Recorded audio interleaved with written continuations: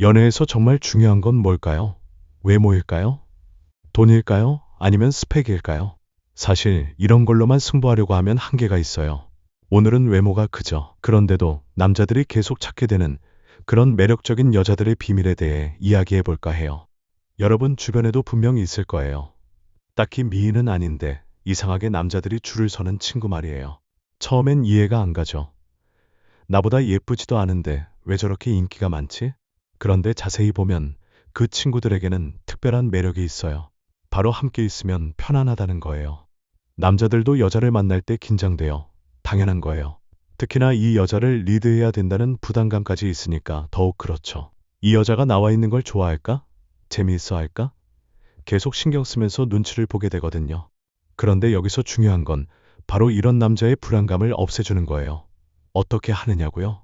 사실 정말 간단해요.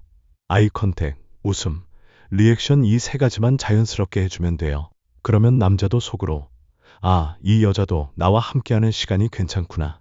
다행이다 하면서 마음이 편안해지거든요. 그런데 많은 여성분들이 이걸 모르는 게 아니라 알면서도 잘 안 하게 되는 경우가 많아요. 왜 그럴까요? 내가 웃으면 내 속마음이 들통날 것 같고 주도권을 빼앗길 것 같고 남자가 나를 쉽게 볼 것 같다는 생각 때문이에요.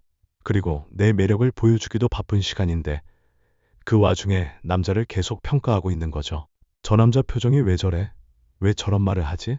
내가 마음에 안 드나? 입장을 바꿔서 생각해 보세요. 상대방 남자가 나를 만나고 있는데 속으로 계속 나를 평가하고 있다면 어떨까요? 당연히 그게 티가 나고 나도 느끼게 되죠. 그러면 내 마음이 편할까요? 얼른 그 자리를 벗어나고 싶지 않을까요? 이런 불편함은 연애를 시작한 후에도 계속 이어져요. 가장 대표적인 예가 남녀의 언어 차이예요. 남자들은 보통 좀 거칠게 말해요. 머릿속에 떠오르는 대로 툭툭 뱉는 경우가 많죠. 그러다 보니 여자 입장에서는 그 단어나 말투 하나하나에 마음이 상할 수밖에 없어요. 나를 좋아한다면서 어떻게 저런 말을 할 수 있지? 여자들의 문화로는 도저히 이해가 안 가니까 괜히 서운해지는 거예요. 그런데 여기서 문제가 심각해져요. 남자는 여자친구한테 계속 지적을 당하다 보니까 처음에는 아, 내가 조심해야겠다 생각하겠죠. 하지만 이렇게 조심조심하다 보면 어느새 나도 모르게 위축되어 버려요. 마치 춤추는 걸 좋아하는데 선생님이 계속 팔동작을 이렇게 해봐. 박자가 조금 안 맞는 것 같다. 이렇게 지적하는 것과 같아요. 물론 나를 위해서 지적해주는 건 알지만 어느 순간 춤이 재미없어져 버리는 거죠. 남녀 관계도 똑같아요. 점점 악순환이 돼요. 남자가 말을 하면서도 또 실수할까봐 어느 순간 말도 아끼게 되고 말을 할 때도 혹시나 여자친구가 또 서운해하지 않을까 계속 신경 쓰게 되거든요. 이러니까 당연히 여자친구와 함께하는 연락, 만남, 그 모든 시간들이 슬슬 불편하고 재미까지 없어지는 거예요. 결국 여자친구랑 데이트하는 것보다 동네 친구 만나서 맥주 한잔 하는 게 여자친구랑 있는 시간보다 점점 더 편해지는 거죠. 물론 그렇다고 여성분들이 거슬리는 게 있어도 무조건 참으라는 말은 아니에요. 다만 내가 서운함을 표현하는 게 조금 과해지면 상대방을 불편하게 하는 건 물론이고 우리 관계에서도 점점 더 멀어지게 할 수 있다는 걸 꼭 염두에 두시라는 거예요. 그래서 이게 과연 서운할 문제인가? 반드시 따지고 넘어갈 정도로 중요한 문제인가? 오빠, 그렇게 말하면 내가 너무 슬프잖아. 하고 애교 있게 좋게 넘어가도 될 문제 아닌가? 이런 생각을 미리 충분히 해보자는 거예요. 나의 서운한 감정이 돌아보면 반드시 적절한 감정이 아니었을 수도 있고, 단순히 나 서운해, 기분 별로야. 이런 표현 말고도 충분히 다른 방법은 많으니까요. 최근 연구에 따르면 성공적인 연애에서 가장 중요한 요소 중 하나가 바로 의사소통 방식이라고 해요. 특히 갈등 상황에서 어떻게 대화하느냐가 관계의 지속성을 좌우한다고 하거든요.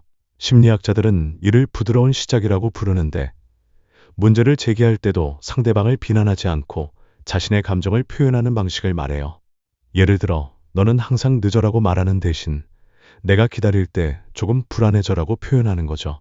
이런 작은 차이가 관계에 미치는 영향은 정말 커요. 두 번째로 중요한 건 인터뷰어가 되는 거예요. 결국 남녀 사이 매력은 그 사람과의 대화가 즐거운가에 달려 있어요. 맞잖아요. 연인 사이에 대부분 시간을 보내는 게 대화니까요. 여성분들 중에 내가 입담이 기가 막혀요. 나랑 딱 30분만 이야기 나누면 그냥 나한테 무조건 넘어와요. 이런 분들이라면 굳이 이런 조언을 들을 필요가 없겠죠. 하지만 대부분은 한두 번 만나긴 했는데 뭔가 썸으로 연애로 넘어갈 결정타가 없을까요?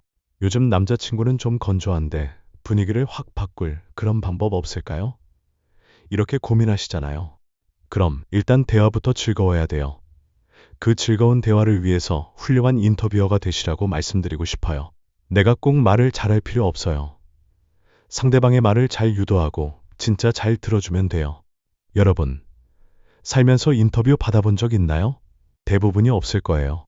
텔레비전에서 연예인들이 인터뷰하는 거 보기만 했지.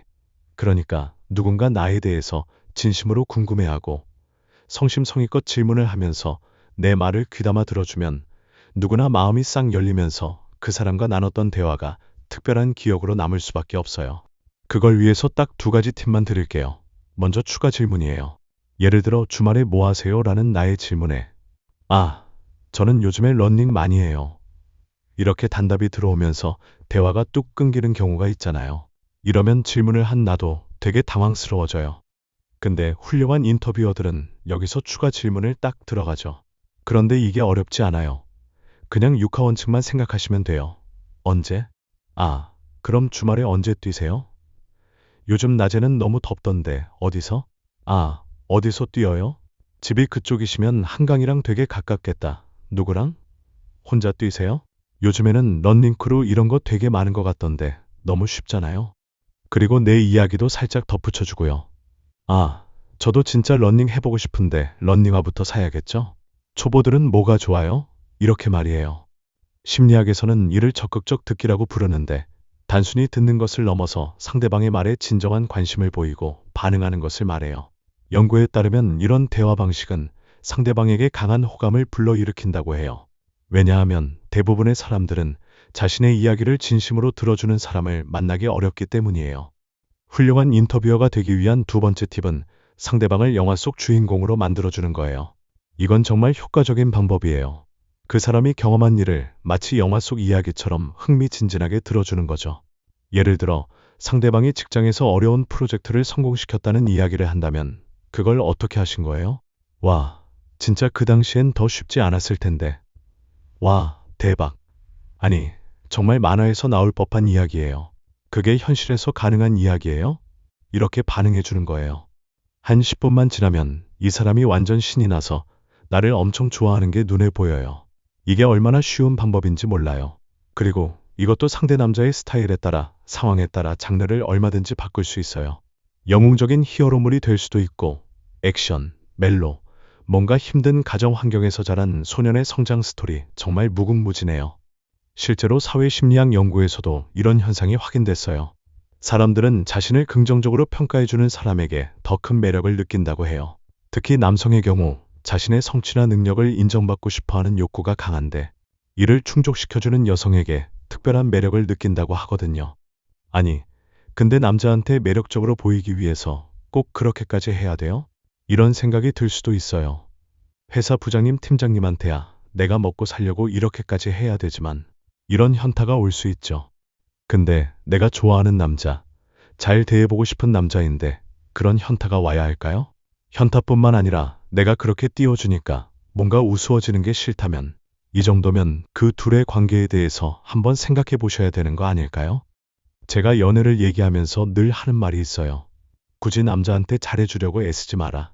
남자는 애초에 잘해준다고 해서 넘어오는 그런 종족이 아니다. 오늘 제가 말씀드린 건 역시 남자에게 잘해주는 의미로 생각하시면 안 돼요. 상대방을 편안하게 해주는 그 나만의 분위기, 대화 스킬, 순전히 내가 좀 더 괜찮은 매력적인 여자가 되는 방법이라고 보시면 돼요. 오로지 나만을 위한 노력인 거예요. 그러니까 적당한 남자가 없어서 연애를 쉬는 중에 있더라도 나를 위한 이 노력만큼은 절대 멈추지 않았으면 좋겠어요. 최근 연애 전문가들이 강조하는 것도 바로 이거예요. 상대방을 위해 자신을 바꾸는 게 아니라 본인이 더 매력적인 사람이 되기 위한 노력이 중요하다는 거죠. 이런 노력은 연애뿐만 아니라 인간관계 전반에도 도움이 되거든요. 또 하나 중요한 건 이런 매력은 하루아침에 만들어지는 게 아니라는 거예요. 꾸준한 연습과 노력이 필요해요. 처음에는 어색할 수 있지만 점점 자연스러워지고 그러다 보면 어느새 내 것이 되어 있을 거예요. 그리고 무엇보다 진정성이 중요해요. 기술적인 부분도 중요하지만 상대방에 대한 진짜 관심과 호기심이 있어야 해요. 그래야 상대방도 그 진심을 느끼고 마음을 열게 되거든요. 연애에서 가장 중요한 건 결국 함께 있을 때 편안하고 즐거운 사람이 되는 거예요. 그런 사람이 되기 위해서는 상대방을 불편하게 하지 않고 대화를 즐겁게 만들 수 있는 능력이 필요해요. 이런 능력은 연애뿐만 아니라 모든 인간관계에서 여러분을 더 매력적인 사람으로 만들어 줄 거예요. 마지막으로 하고 싶은 말은 이거예요. 외모나 스펙도 중요하지만 그것만으로는 한계가 있어요. 진짜 매력적인 사람은 함께 있으면 기분이 좋아지고 에너지가 생기는 사람이에요. 그런 사람이 되기 위해 오늘부터라도 작은 것부터 시작해 보세요. 분명 달라진 여러분을 발견하게 될 거예요. 오늘의 이야기는 여기까지입니다. 끝까지 시청해 주신 여러분, 진심으로 감사합니다. 저희 중년 남자 심리는 앞으로도 남자들의 솔직한 속마음과 진짜 심리를 더 생생하게 전해드리겠습니다. 구독과 좋아요로 꾸준한 응원 부탁드립니다. 감사합니다.